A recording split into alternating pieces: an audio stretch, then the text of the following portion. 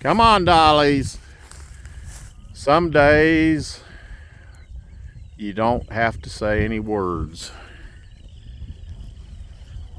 You just have to be in the right position to make the cows happy. It's not always what you say, it's what you give them to make them happy.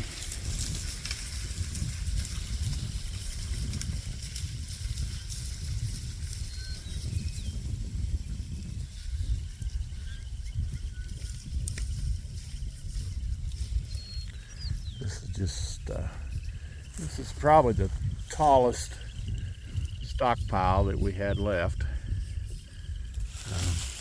As you can see, there's just a lot of dead growth there, and lots of green coming through it. It's still March, isn't that, your grandma? So we're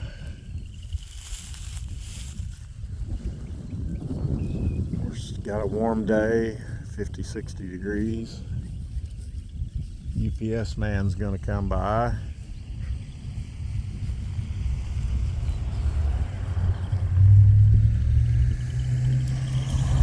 Rural America gets lots of deliveries. I think one of my last videos had the post office on it.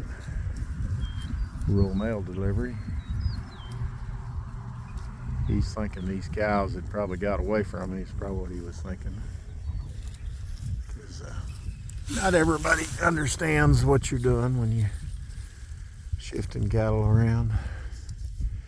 Yeah. Woo! Come on, dolls. Yeah. Woo! I want to show you that growth. It's hard to really display it. That's probably, that dry grass probably was once about 15 inches tall, and then the winter has taken it down.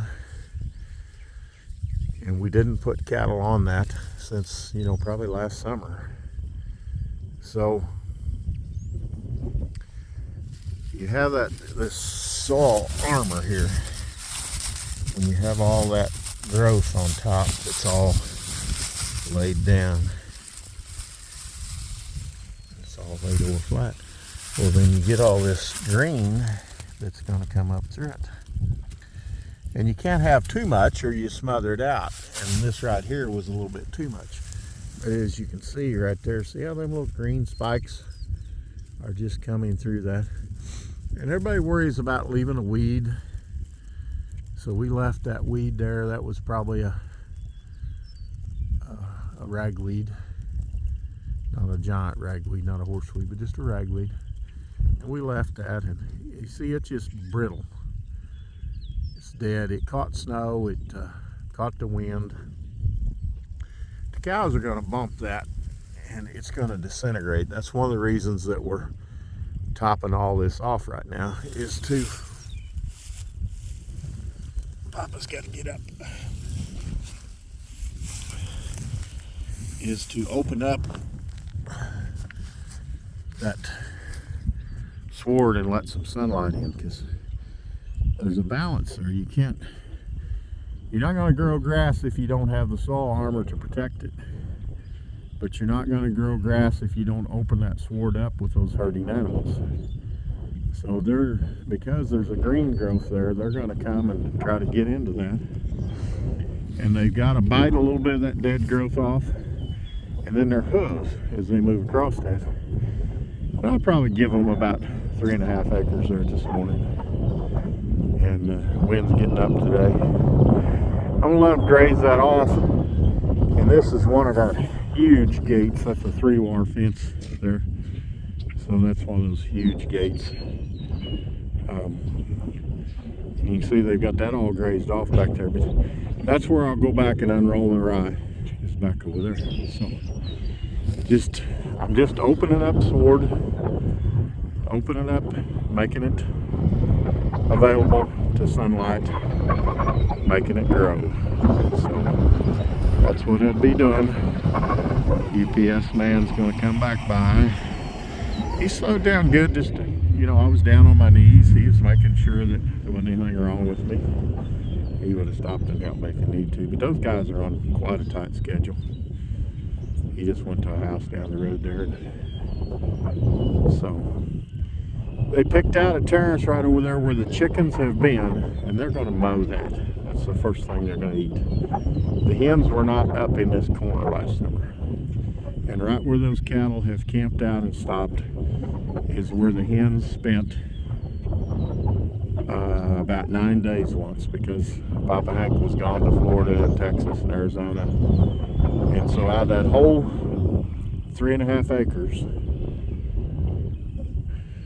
without telling anybody, they have all camped out exactly on that 3/4 of an acre, an acre, whatever that was that those hens were on. And they put out a lot of nutrients in the form of hem manure. And they pretty much pulled the grass back way too short. But that's made some little sweet peppermint candy to that cow's mouth. And nobody has to tell her it's there. She can pick it out. They proved that, Jim Gerrish proved that to us at University of Missouri Grazing School. I remember him sorting us up in groups of 3 and sending us out across that field, and we were to get a sample and try to compete with the cows that had the door in their stomach. And as far as I know, Jim could correct me on this, but nobody ever beat the cow. The cow can always select her diet going across the field better than man can do it for her. So let your cows tell you what they want, what they need, where your best grazing spots are. Now, they will take that too short, and that's the importance of not leaving them there very long. They'll be there for 2 or 3 days, and we're still, we're really not grazing. We're just opening the ford up, letting the sunlight in, waking up the soil to a new growing season. So, oh my, grazing 101.